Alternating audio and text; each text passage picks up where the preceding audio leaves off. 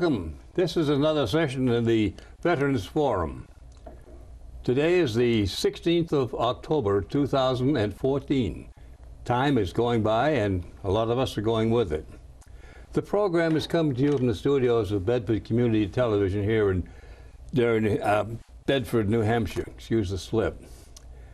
It's being put on in conjunction, in cooperation with the Library of Congress's Veterans History Project, wherein we have asked any guy and gal who served anywhere in any of the wars, World War II, Vietnam, Korea, Desert Storm, Venezuela, whatever, if they can and will share those experiences in a televised interview.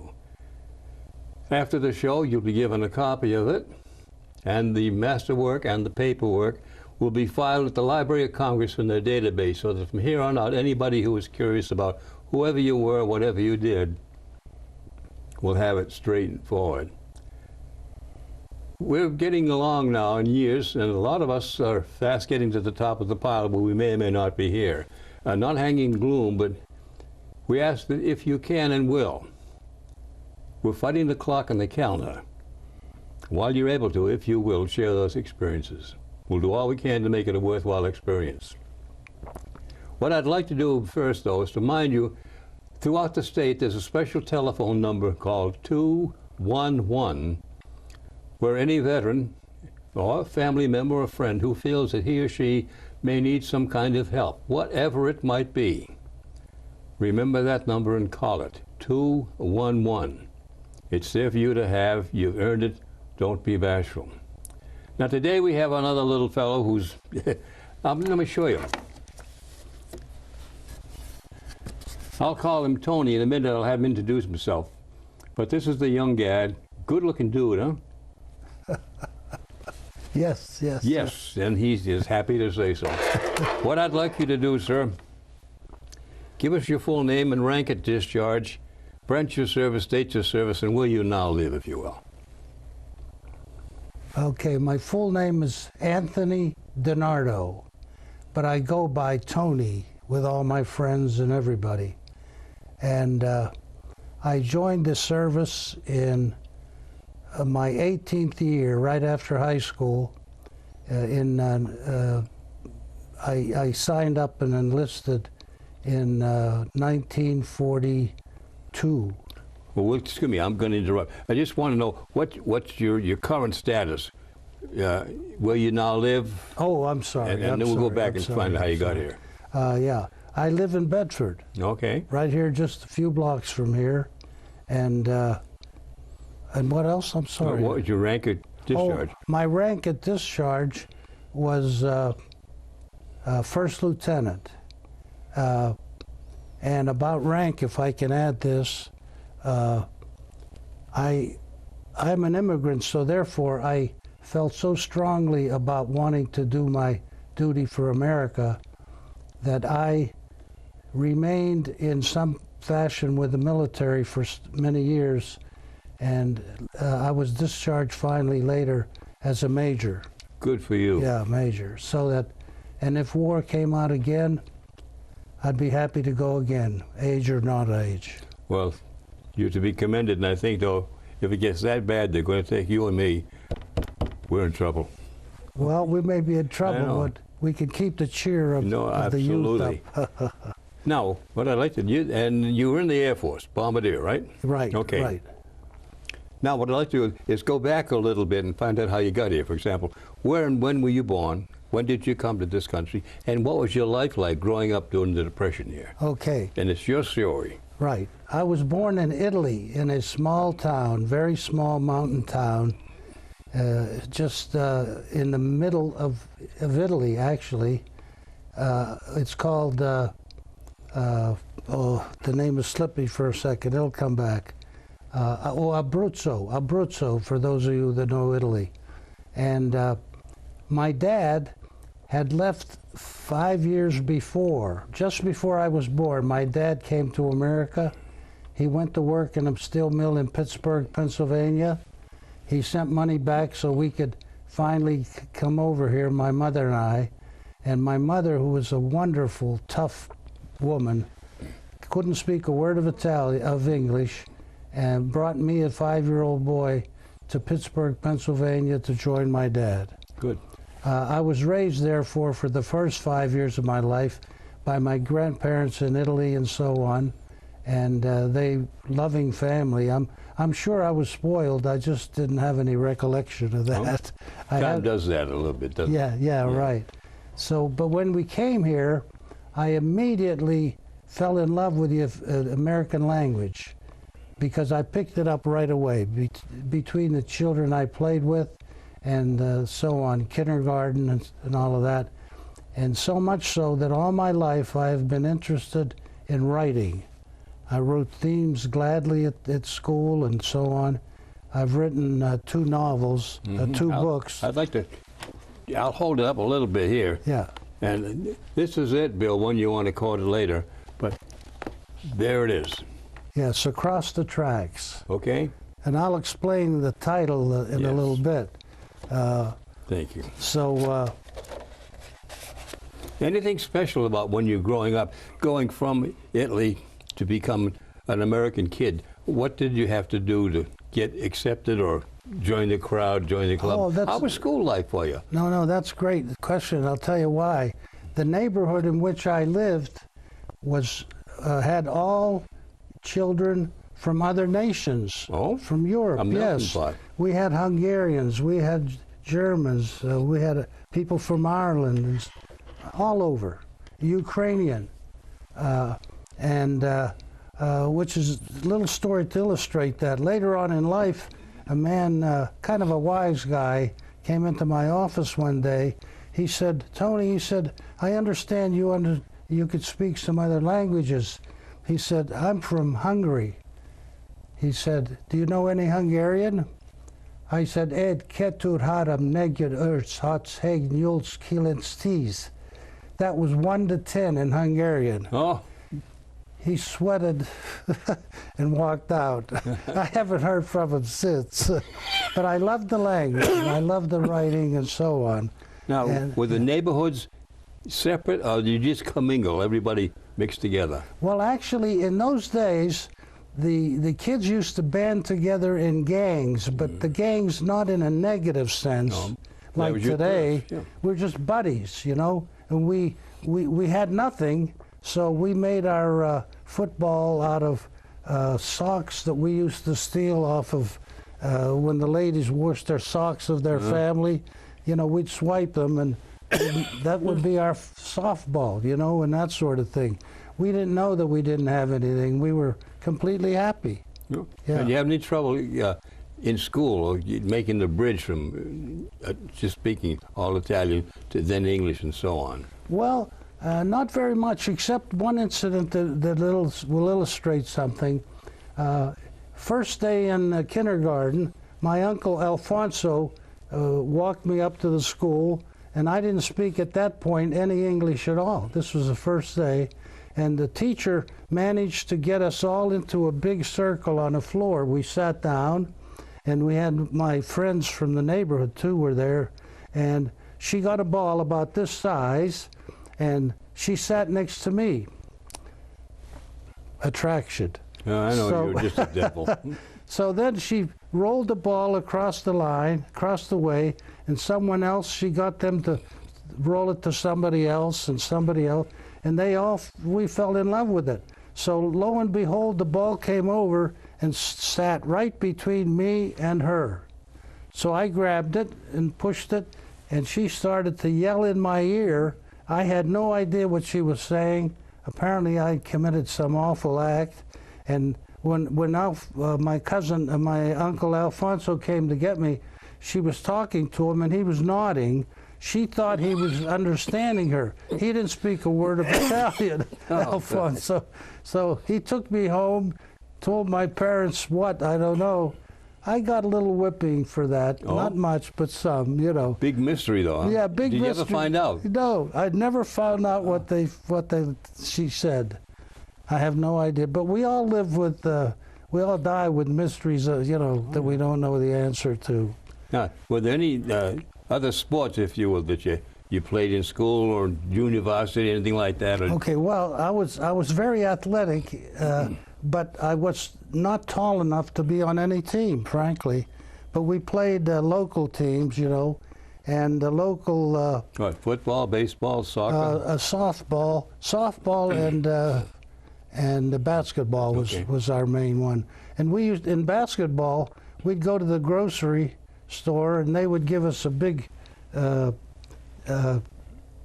container that they had gotten a shipment of plants or something, and then we would take that and we'd chop open the bottom of it, you know. Well, make the basket. And we made a basketball set. Somebody would hold someone up and he'd nail it on the telephone pole, and that was our basketball, you know. Improvised, but it worked. Yeah, right. It worked fine. Yeah, yeah. We played all kinds of games like that. Yeah, it really was something. Now, were you a real good student, or you just really wanting to give it? Well, I loved the language, and according to my grades, I would say I was a pretty good student. Good. I never had any failures anyway. You know. Good. Okay. I loved it. Yeah. Now, when did you graduate from high school?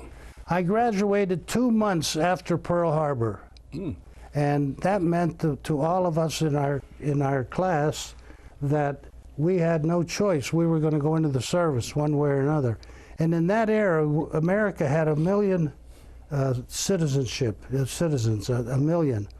And all of the country at that time rose up against Japan. It was the United States. It was unbelievable. You could go nowhere in the United States without people begging you to go home with them, and they want to feed you and so on. It was unbelievable. So this is what happened. You know, and I wanted to enlist. Now, my dad had been in World War I in Egypt, and he got malaria and had it all the rest of his life, so he wasn't about to sign for me to enlist. So, but then they changed the law so that if you were under 16, you could, I'm under 18, I'm sorry, you could enlist without their signature. Oh. Yeah, and that's because they needed so many in the Air Force, see? Well, that reminds the question, what did you join the Air Force? Yeah, well, I joined the Air Force. That's a good question, because I said to myself, I'd never been in an airplane or anything. I said, I want to get into a branch where I might learn something that would help me when I get home to go into something. So I went in, and of course, as you know, I became a bombardier, and I must add that after the war, I've visited at least 24 companies looking for work, and not a single company wanted a bombardier. Oh. Can you imagine that? That happens when you declare peace. I used to tell them, I said, don't you have a competitor that you want bombed or something, Give you them know? a contract. Sorry, you can laugh, yeah. You know, but I was a bombardier and nobody wanted me. Okay, now let's backtrack a little bit and find out how you became a bombardier. When you went into service, where did you report? And what were your first couple of days a week like when you went in from city to military? Okay, when I went in, they sent us all to Florida, incidentally. We were all enlistees that wanted the Air Force. Where in Florida? Because there are a lot of stations. Miami. Okay. Oh, and about a week after we were in Miami, the captain or somebody came down and said to me, DiNardo, he said, the FBI wants you at the office. Uh-oh. And I said, what do they want with me? He said, I don't know. So I went to Miami on a bus, you know, to downtown. I went in the office of the FBI, and I told him my name and why I was there, and he gave me a big smile. He reached down and pulled out my derivative citizenship paper, which I forgot to mention, I'm sorry. I had personally requested that in writing from the Air Force, you see, and they said that you could become a derivative citizen if your dad had already been a citizen, which my dad was. See, so then, boy, I was a proud day. That's the proudest moment of most of my life, to have been in the uniform of my country and to have my citizenship paper there. Good piece. Because people that aren't immigrants don't realize how much immigrants really love this country, assuming you come here, as we did, to be Americans. The problem we have now with leaking borders is we have people who come not to be Americans, but to get money and send it home and all of that stuff. So and to ruin America. And ruin America, exactly. Yep. That's it. Yep. Okay. Where and when did you report for duty? I reported to, they sent me from, after we finished this so-called basic training, which incidentally, we had no guns. America had no guns. We had wooden rifles when we walked the guard duty and so on, and it was terrible. And but they sent me to a town in Nebraska to college for 2 months, 2 or 3 months, and after that I took science and math and whatever, and I had no problem with it. So then they sent me to Santa Ana, California, where they were going to decide what I should be: a pilot, a navigator, or a bombardier. And you had a chance to give your view. And by then, I had been in a plane enough to know that there was no way that I could have been a fighter pilot, for instance, where the planes zoom and turn and twist, because my stomach couldn't handle it. So I asked about being a bombardier, because I knew that would put me on a big plane, more stable. And so what happened is, they gave us a test which was most interesting. It was like playing a record player, and in the center of it, as the thing went around, they had a nickel-sized piece of metal which went around with it too. But and then they gave me a metal strip which I was to keep touching on that nickel, and that connected to a current. The current in it would tell them how long I was able to stay with the nickel, because the nickel was going not only round, it was going this way. And of course, I'd been working in a machine shop for a while, and I was kind of used to tools and that sort of thing. So I did very well on that, and I think that had a big role in my Well, where were you if you went right from high school into the service? When could you have time to be into a machine shop? Did you work after school? No. What happened is, when I enlisted, that's very good. When I enlisted, they were not prepared with enough training camps in the Air Force to handle the influx of a whole bunch of people. Mm-hmm. They had to space it out over months. So there were about 5 or 6 months there when I was still home. Oh, okay. Even though I was committed. You were on leave, if you were. I was on leave, in effect, yeah. That's right. And you were allowed to work? Yes, I could work. Oh. I was, because I hadn't been sworn in yet, even. Oh, okay. All right. Yeah. So I worked. I worked in a steel mill, and of course they took me, even though they knew I was leaving, because they were desperate for people. They put me in a machine shop, and I had taken some machine shop courses in high school, and I also took some courses in code, Morse code, and that sort of thing. So I was pretty prepared, for what happened. Yeah. Okay. Yeah, it was a lot of fun. Now, when did you finally get accepted into your formal training? Getting your MOS and so forth? That was when I finished up the tests and all that I just described. When I finished that up, then they swore us in completely for that role. Butterball? Pardon me? Butterbar, second lieutenant? Yeah, a bar, second lieutenant. Right. Yeah. Okay. Yeah. When did you get to your crew assignment?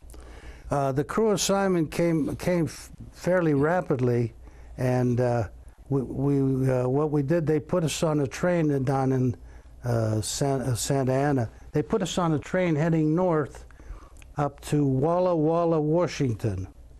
We used to call it Dittoville, Walla Walla. Get it? Oh yeah, I got it. Anyway, on that train, I had a printed list of the order, the order ordering us up there, and it had a list of the names of our crew members. And I didn't know any of them. So I walked through the train looking for my pilot. I knew his name. His name was Harry Blum.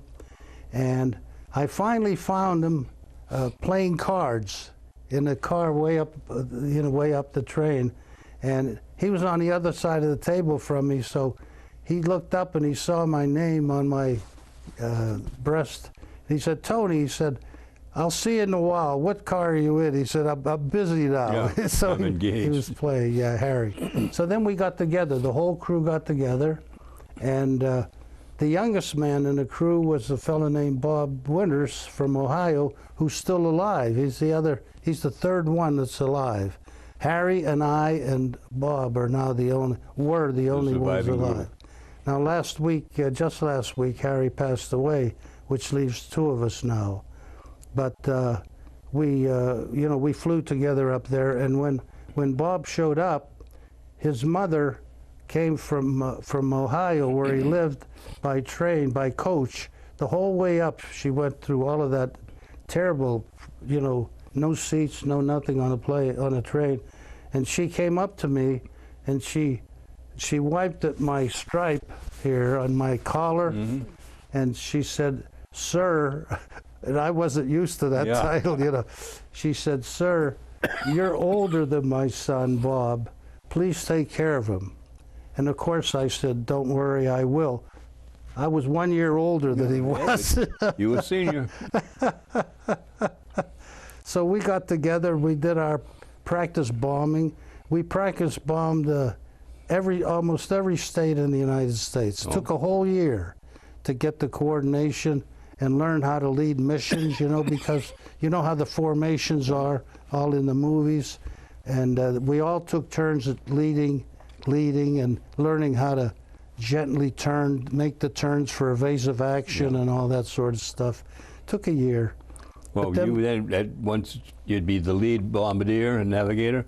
Well, what happened was that we went overseas then from San Francisco, and as we flew over the city, over the water, we saw huge poles painted dark, like telephone poles. They were painted dark, and they were stuck in the sand all along the beach near San Francisco, and they were pointed out to the west towards.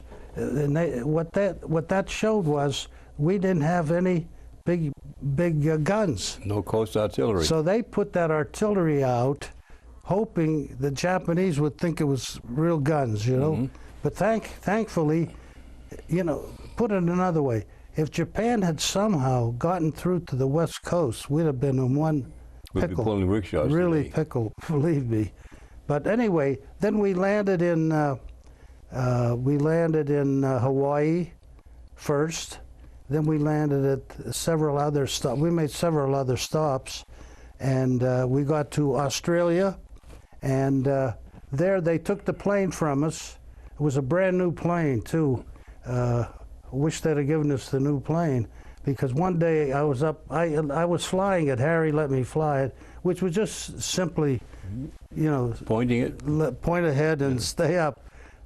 And I noticed that someone in the manufacturer of that plane had written on the steering wheel, "Good luck." And I felt just so good, that somebody would take the time to do that. But then we landed there. They took the plane, and we went to another little island called Owi, O-W-I, which is right off the equator. Boy, it was hot. And most people started to play cards already. It's a great pastime, but Harry and I didn't play cards then anyway. He gave it up for duration, I think. And what happened is we started to fool around with the natives. The native men, they were all men, came around, and we couldn't speak their language, they couldn't speak ours, but I would point to my teeth, and then I'd point to the man's teeth, and I got him to see that I wanted to know the word.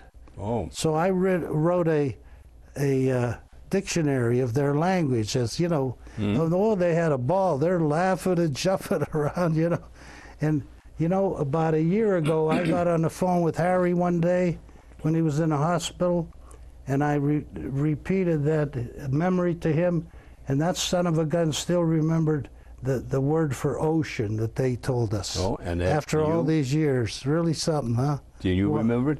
Pardon me? Do you remember it? Yeah. What yeah. was it? ID. ID? ID? Just like ID, yeah. Yeah. ID, yeah. So now I can speak Samoan. Yeah. Yeah. Oh, do you? I know. Oh, you do? Okay. So, but then what happened one day, a plane, they told us we were going to go to 380th bomb group. See, the 5th Air Force, the Air Forces are massive air forces. They had, 15th was in Italy, for instance, and so on.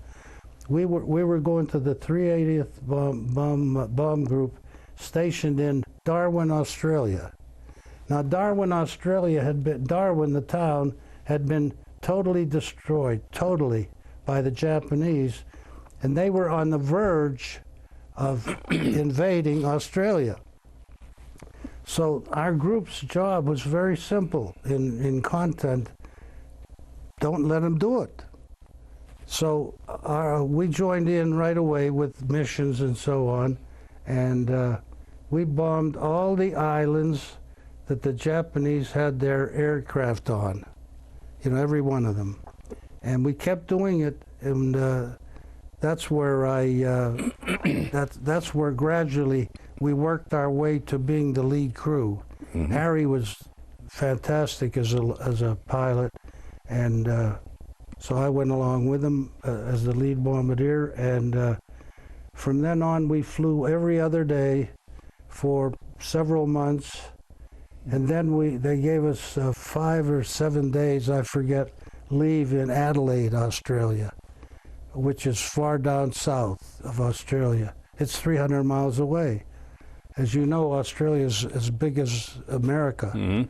And so we went down there and rested very little. We didn't get much sleep. We drank really, like mad. Everybody was mad because the Australians had crazy hours for buying booze. The liquor stores would only open at certain hours or something, but that was all right.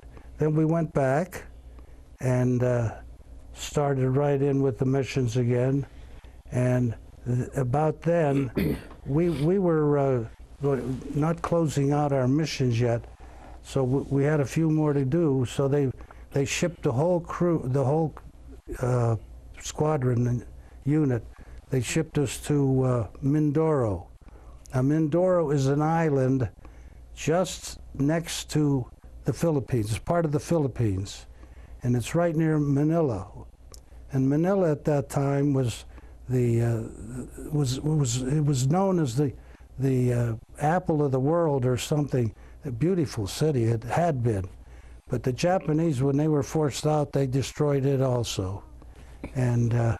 That's where we finished up our missions, and you might be interested to know that the last 2 missions that we flew were against something that was just like a movie that was out some 6 months or a year ago. That movie showed the Germans in the Mediterranean that had put big guns in the side of a mountain. Mm-hmm. I forget the name of that. I never can remember the name of that movie, but and they had what's his name? Gregory Peck, I think his name was. He was the big hero. They went in to bomb those guns. Okay, yeah. Remember that? Yeah. I'll call you in the morning. Yeah, right. Well, they had to climb a mountain, remember, to get in there, but this was different. You've all heard, I'm sure, seen the ads of Bali, B-A-L-I. That's an island that supposedly has, beautiful beaches and all that. And my advice is don't go there because they also have mosquitoes all over the place and everything.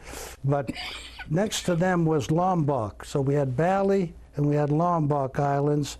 And that passageway in the ocean was the only passageway that our submarines and ships could take to go up towards Japan. Yeah. It's the only way they could go without going all the way around. So we took off, and when we got over the target, what we realized that it was, say it's like this table, there were 3 of them, three huge guns, and the only way to bomb them was individually. In other words, we couldn't fly a formation. The formation was much larger than we could bomb, you see. And so we each bomb, every bombardier took his own bomb run, and we had a ball.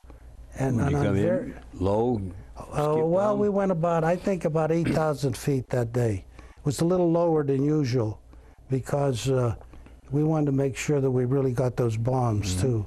And meanwhile they're shooting, but they shot at you all the time. So you don't get used to it, but you don't get afraid of it. either. You just ignore it. Time. The guns of Navarone.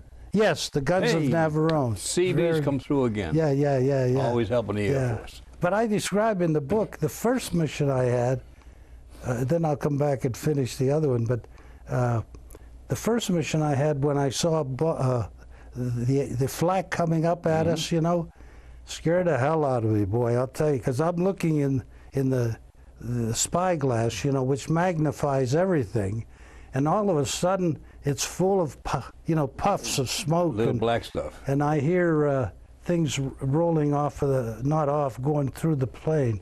The plane got a lot of damage, but we never got hurt, thank God. Yeah. Throughout the whole campaign. Throughout the whole campaign. Boy, that's lucky. Yeah, the plane was one bunch of patches. You know what I mean? Let me hold that up right for now. Sure. Is this the plane? Yeah, they want it there. Yeah, that's the Okay. plane. Well, I'll hold it here, but if you can kind of tell us where you are in that picture. Sure. Can you see it? Okay, I am here. Bottom row. I'm kneeling there. The reason I'm kneeling there is all the officers and so on were in the back, and I always tried to kneel with my enlisted men because they were the heart of our The guys crew. are working, right? And and this fella here, that's Bob Winters, the guy from Ohio that I described, that young fella. Yep. And so on. But I want to show you one interesting Go thing. ahead. This guy here. Wait a minute. Way to the left. Well, wait a minute. First is Harry, my pilot. Harry is right here. Okay. You can hardly see him. He's the same size I was, small, But this guy was named Zura, Z-U-R-A, which I've learned since was a saint, name of a saint. Oh. And Zura. And the interesting thing about Zura is two things. First of all, he fell asleep like this. We'd be flying on a mission, he'd fall asleep.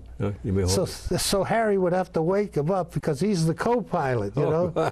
But he also, in the very bottom here, near his heel, is a can of beer. Harry would always take a can of beer on a mission. He wouldn't drink it on the mission, but he cooled it off because we're up pretty 14, high. 15, Yeah, it's cold. And then when he landed, he always had a fresh can of beer. Well, you got to be prepared. That's for darn sure. Yeah, that's Now, right. Yeah. I'd like to ask a couple of real pointed questions. Yeah.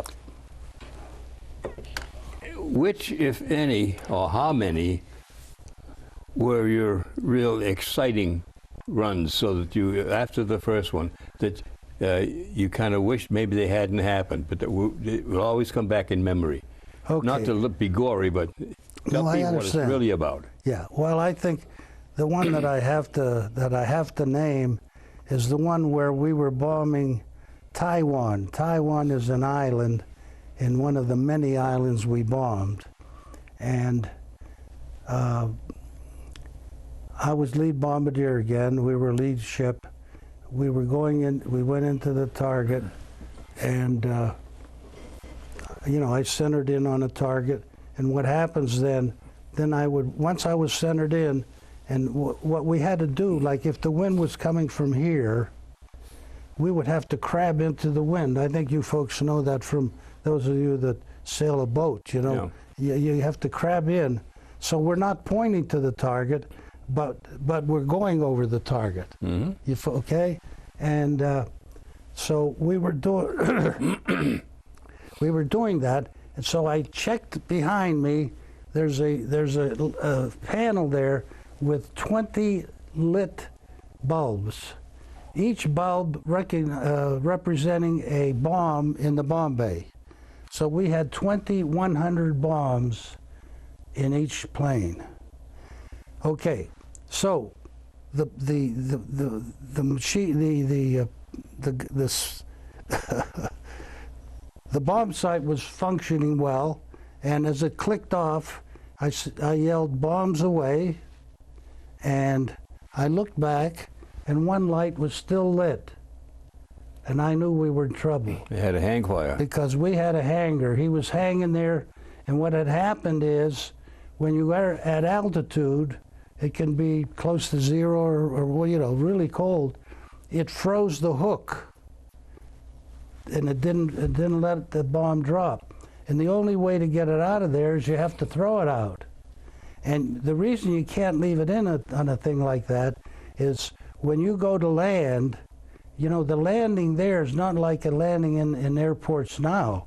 It's rough. You know, everything's rough. rough. Crash, they tell you. And you could crash. And what would happen, because it did happen to another crew of ours, his plane went down and he bumped, and a bomb fell down in his plane and blew up, and they never found any of the bodies. They couldn't find anybody. So that's why we had to throw it out. So anyway, I had one of the crew members, Braxton, his name was Braxton, very courageous guy. He was at that end of the bomb bay, and I was at this end. He was towards the back. So I'm signaling to him, and we took off our parachutes because the bomb bay sidewalk is about 9 inches wide, and you cannot walk on that with the parachute on you because you're bumping into all of the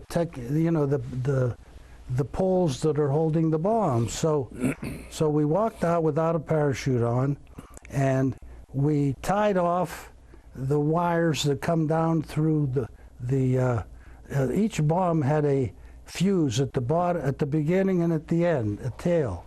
So we tied up wires on there so they couldn't move, because usually when a bomb drops, that wire remains and it pulls out of the bomb, and the bomb becomes armed, meaning it can fire. Mm-hmm.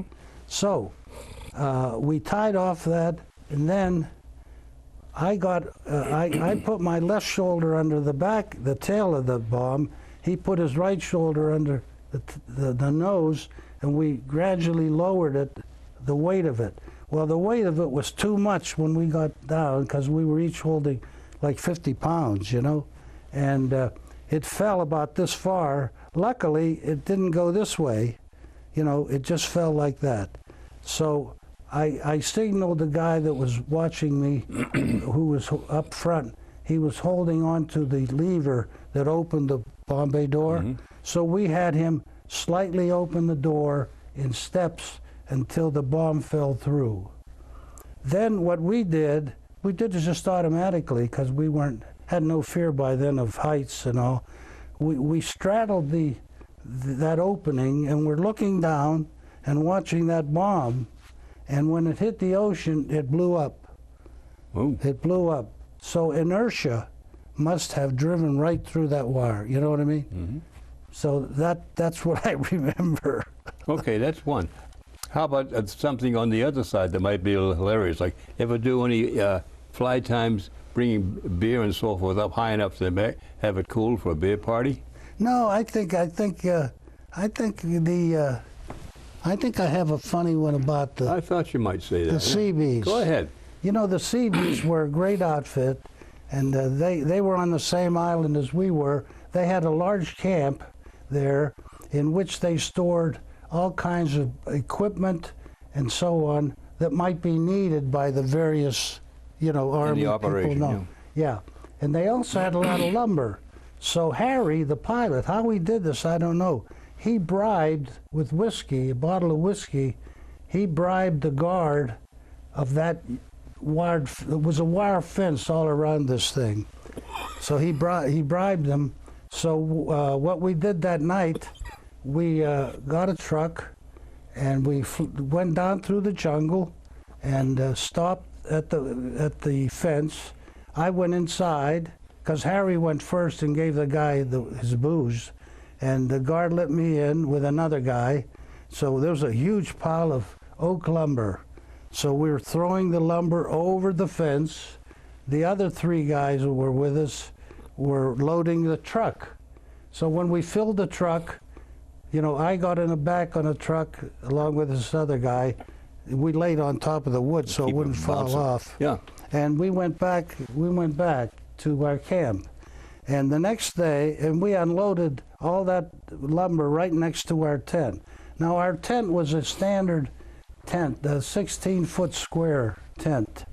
And we were sick and tired of being in that tent because when it rained, the slope of the ground was such that our feet were always wet and so on, you know. And we were the prime crew, you know, we were the one of the most prime crews at the time, so we could kind of get away with doing some things like this. Excuse me. Amen. So, so the next day, we got busy, and this is really a funny part. The navigator that I mentioned earlier, he was a graduate of University of Pennsylvania, and he was an architect. So he knew all about, you know, buildings and how you put up buildings. Another one of our pilots was a spare guy there. He was, he had, in civilian life, he had built barns in Iowa, barn after barn. So he knew about carpentry, you know. So the 2 of them got together, and the rest of us, Harry and I and so on, we took their orders, and they told us where to put holes for these posts. You know, we covered that 16 by 32 feet with these posts in the ground. You know, we dug the hole, put the posts in, hammered them in, and then who showed up? Oh, then we put the oak on it, you know, this lumber, and built the floor of the thing. And who shows up but the chaplain the next day?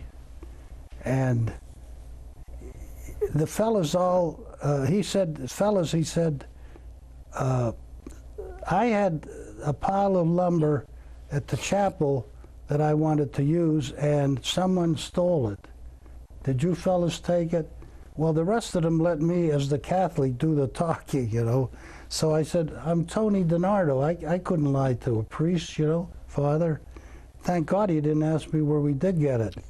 So, but then he looked and he said, I said, here, look at it. He looked, he said, oh, no, mine was pine. He said, that's oak. You guys got oak, he said. So we had oak. Then who came down next was a major who was the officer of our squadron. He was our commander. And he said, why don't you guys donate that as an officers club, Yeah. an officers club? And we said no. We just out and out disobeyed the guy, you know. And what the hell? He couldn't do anything about it, so he let us go. So we had the best tent in the entire Southwest Pacific. Because then we had another friend of ours. He just grabbed a plane one day, went over to Manila, and he's the one that found us the tent top. What did you call it? The big 62-foot or something? I mean, you know, that it was a tent for a bigger sized. Oh, the main post. No, not the post. No, the tent itself, the size of the tent. Oh, well, they were Quonset huts. Yeah, Quonset hut, they called them. You're right. So that was the canvas. So we put that on. That took quite a while. We had to put it on top of all these poles and so on. And then we sent him back, and he brought a screen. So we screened the whole thing in, because in the South Pacific there, you had to have your cot when you went to try to sleep at night. You always had to close it in with a screen Mosquito net. The bugs, you know, the bugs would eat you. So, boy, I tell you, we really had a place there. It was really something, really something. And when we finished our last mission, which I was just starting to tell you about, that's that island with the guns, hidden guns, you know. I was so happy to finish that story up that when I dropped my bomb, we each had one big bomb. When I dropped my bomb, the two men on the right side of our plane could look and watch, and they swore at after a mission you had a review of the mission. Debriefing. And they reported there that that bomb of mine had hit right on one of the guns and knocked it into the ocean. Beautiful. So I felt good about that. And so what we did, anyway, to get back then to the tent, we started to drink because we got a big glass window that is in most airplanes up on the roof, and that was our bucket, huge bucket. And we put beer, wine, whatever we had, we poured it into this thing, and we started to drink. Oh my God. That's suicide. That's suicide, yeah. And we sang songs. Australians have a lot of songs, most of which I can't repeat, so I won't.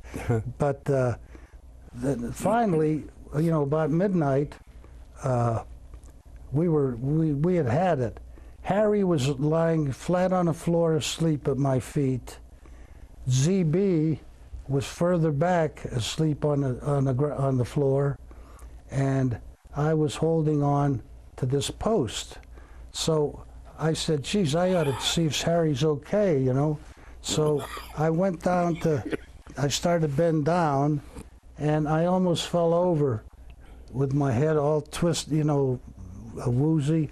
So I spent the rest of the night hanging onto that damn post. It didn't go anywhere all night long. All night long I was there. So that's what I remember. Okay, the other thing we talked about before the show started, your means of getting hot water and fresh drinking water and shaving, remember? Oh, yes. Give them that story. Yeah. Well, what we did, you see, everybody had not buckets, but cans of water that some of the people in the base, whose job it was, would keep water in it. Yeah, Lister bags. Pardon me? They call them Lister bags. Lister bags, yeah. Thank you. Yeah, I hadn't thought of that for years. Little Adderant pills, too. Yeah, exactly. Right. They could put pills in it and so on. Yeah. Let's see. What did we do? Oh, so when we put this new tent up, we carefully fixed the tent so any water from rain that came down, which was always cool and fresh, would flow around and down into a big barrel that we got a hold of. So we always had fresh, clear water. We shaved in that, we could drink it, and everything. It was really, really, and I have one of my nicest pictures that I like. I'm standing there in shorts, shaving, Well, maybe I'll try and find it in here because I don't think it's in, I don't know if it's in there. Yeah, is this one right here, is it? Well, that's part of it. Yeah, that's part of it. Yeah, okay. You could show that. Yeah, sure. As a clue, Bill, I can't see a page on it, but I'll leave the tab in here. The three guys, suspended barrel. Yep. Okay, but we'll get this, and they can talk about it. He'll give you a good shot of it later. Yeah. Oh my goodness, what memories. Okay, now. Well, we have about 7 minutes to go. Let's wrap it up. When you got all done, and when you get home, when you got back to the States, how did you go? Did you fly back or take a boat back? Okay. Well, I can make it short or a little longer. Well, we've got about 6-7 minutes, so you take your time. Is this the last question, sort of? Yeah. Okay. What happened is this, and this always happens in the military, I guarantee you. We were then. The war, had continued to move up, and the Navy, our Navy, practically had Japan at the point where, in a few weeks, they could have invaded Japan, the Navy. Mm-hmm. Unfortunately, the general, remember the one I have MacArthur. Pardon me? MacArthur. Yeah, MacArthur. General MacArthur had promised the people in the Philippines that he would return. In case some of you know, his famous saying, "I shall return," was a thing he lived by. And there are some experts that I researched that said that because he wanted to go to Japan to relieve the Philippines and not go right for Japan, we lost some people of ours that we shouldn't have. We really should have gone with the Navy, but that's life. So, where was I? Getting ready to come home. Oh yeah, So anyway, here it turned out that Harry and each one of my other crew members all got their orders, because you do it with an order in the military, to go home. So they all left, and I was still there. And at that exact moment, we were ordered to move further up into another island, closer to Japan. Okinawa? Okinawa, exactly. And I was stuck because I couldn't fly, couldn't get on a plane or anything, and yet I had no orders to go home. So what I did with two other men who had the same problem, we got on a LST, that's a landing craft, LST, Yeah. was it an LST? Tank. Yeah. Landing ship tank, Yeah. that's what it was. Well, we call it last ship to Tokyo. Okay. We rode on that ship for about 10 days, all the way around to get up to Okinawa. And about 7 days out in the ocean, we suddenly got news on the ship of the atom bomb had dropped. And to this day, I remember saying, "What the hell is an atom bomb?" And then we heard that an atom bomb was like, I don't know, 50 times or whatever, more damage and all that. I just couldn't conceive of such a bomb, But we got there, and we commandeered a Jeep, and we kept driving till we found our headquarters, and we wouldn't leave till they got our orders, and they got the orders. So then we caught a plane back. What had taken us like 10 days by ship, we got back in like an hour and a half. Yeah. To Manila. And in Manila, we did stay overnight in the house of the guy who had been the president of Manila, of the Philippines, when it was under the Japanese. Ooh. He had gone over to the Japanese, I forget his name. But anyway, then we got on a ship to go home, and this one, it's hard to believe. It's a sunny day, they're playing "Going Home, Going Home," and we're all cheering that we're going to leave the harbor. And the harbor of Manila was full of ships. And when the ships were anchored, they would have a black ship. That's a black flag. Yeah. Don't you know that crazy captain or whatever he was in our ship ran right into one of those ships? Didn't want you to leave. He ran right into a ship, and the front end of ours peeled away. Oh, it was terrible. Boy, were we mad. We're used to flying in planes where you could read the sign that said "oil here" for little, on a plane, and these guys ram a ship. But anyway, we finally got out of there, and I don't know how many days later we landed in. We landed in San Francisco. That's where we landed. They put us immediately. They wouldn't let us overnight or anything. They put us immediately on a train. And headed east. And we headed east to New Jersey. And the night before we got to New Jersey, they stopped for an hour in the Pittsburgh, Pennsylvania train station, but they wouldn't let me in to call my folks. And I went to New Jersey. About 10 days later, I got out. I had to sign a whole bunch of papers and so on. And that's when I re-enlisted for inactive duty and so on, And I went home, and I get off of the plane. That was a big moment for me, You get off the plane. My folks were there. Was your bride to be there? A girl named Mary that I speak about in the book a lot, who had written to me every day of the 3 years that I was in the service. Every day. I'd known known her from the year I was 18 and she was 16. She was there, and I was going to shake hands with her. And I remember the fellow who had driven my folks there shoved me in the back and says, "Oh, give her a kiss, Tony." So I kissed her. This is the PS to this. I talk with Mary now on the phone.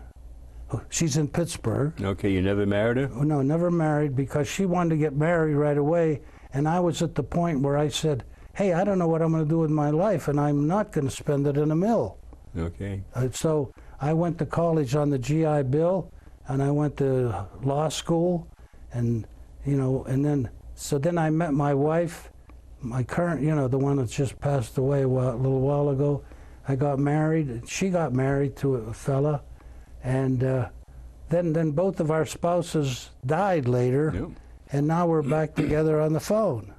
I mean, it's really something. Yeah, full circle. My life is really fascinating. To that point, let me ask you one question. to kind of Yeah, wrap this anything. up. Anything at all. With all that you've said and done and seen and have had a party to, would you say that your military experiences was a positive or negative impact on your life? Positive. Okay. Positive. I'll tell you why. I've never been asked that question.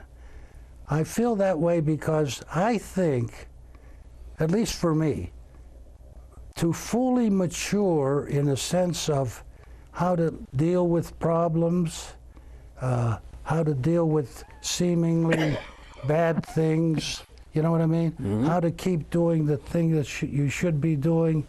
I had to do that so much faster and more detailed-wise in a military than you could ever get in non-military life. Okay. Absolutely, no question about it. Press the fresh. We thank you. Thank you. Ooh, you still got a good hand there. Yeah, oh yeah. Okay, that's a wrap, folks.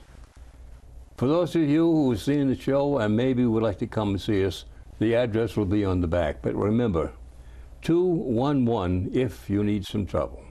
Bob Savins saying thank you. Come and see us. We're here to help. Goodbye.